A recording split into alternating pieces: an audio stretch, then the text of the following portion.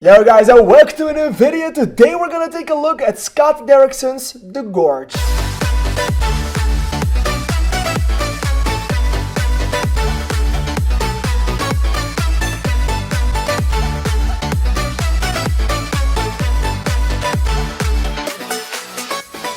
Alright, so on Valentine's Day, a new movie on Apple TV Plus released, and it was The Gorge, a movie starring Miles Teller and Anya Taylor-Joy, which I have to say is always a blast.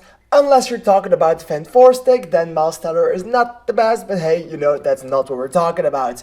Today we're talking about a science fiction action romantic movie political thriller that came out on Valentine's Day, which was a very odd choice.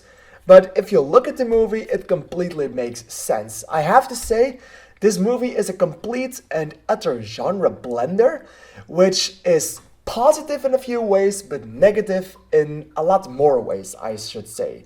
In the first act, it's a full-on romance. In the second act, it's this science fiction monster hunter movie. And in the third act, it's a political action espionage movie where things blow up and stuff like that and all shit goes down.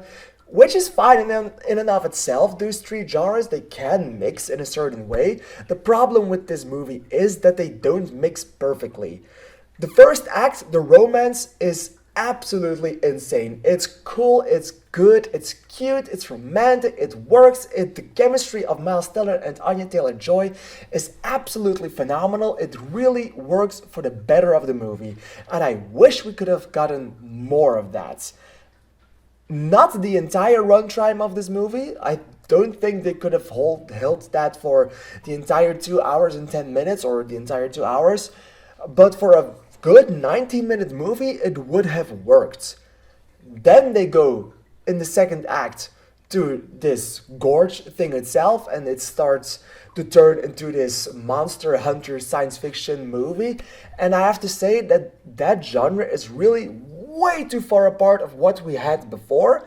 It had action before, but now it's just over the top action, and we have these monsters and these things and there's history about it, and it's still good in and of its own, but it really did not fit well with what we saw before, which also was infinitely better than what we are looking at now in the second act. It's still good, as I said, and they had some great moments in it. It's just too far apart, and it really lost my interests hard in that second act. To then go to a third act where they go, where something happens and they go somewhere to have this end battle, this end finale where things start blowing up and stuff like that. It's a full action-packed political thriller, and it's better than the second act, but it's also not catching that vibe from the first act. So this movie really benefited from its first act, got everything wrong in the second, and then went better again in the third act. And the thing holding this movie together, the thing making sure that this movie is as good as it still is absolutely the chemistry between Miles Teller and Anya Taylor-Joy, who act their asses off and do it in such a phenomenal way and such a raw way that it just makes sense for what's happening. These two sides, they can't see each other, they can't talk to each other, but they can communicate via their glasses. Make bigger glasses, I forgot the name for it, so they make bigger glasses, and they also can use paper and thing. I did have to say, one thing that was going through my mind is if you use all the paper to write, you're not going to be able to communicate forever. That was on my mind the entire time and during that scene. So yeah, that was interesting. But I have to say, the movie is just pretty good still. It's good because of the first act and the chemistry that they set up with each other, and the acting, which is phenomenal, because in the second act it totally breaks itself apart. And the story that they chose for it, it's still good.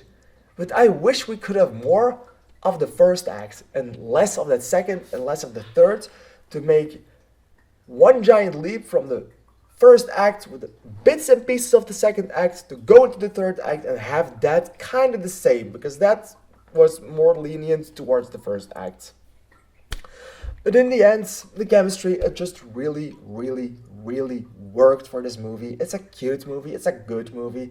It's still a pretty tense movie with times because the action in the second act, even though it didn't fit with the entire movie, is still pretty decent and it's still pretty good. And the way they fight through it, it's pretty enjoyable. So I'm gonna give this movie 3.5 stars or a 7 out of 10. What did you think of The Gorge?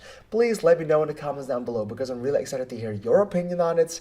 And I want to thank you for watching. Scott Derrickson will return later this year with The Black Phone, part 2. So that is something to look forward to. Alright, thank you guys for watching. Bye bye.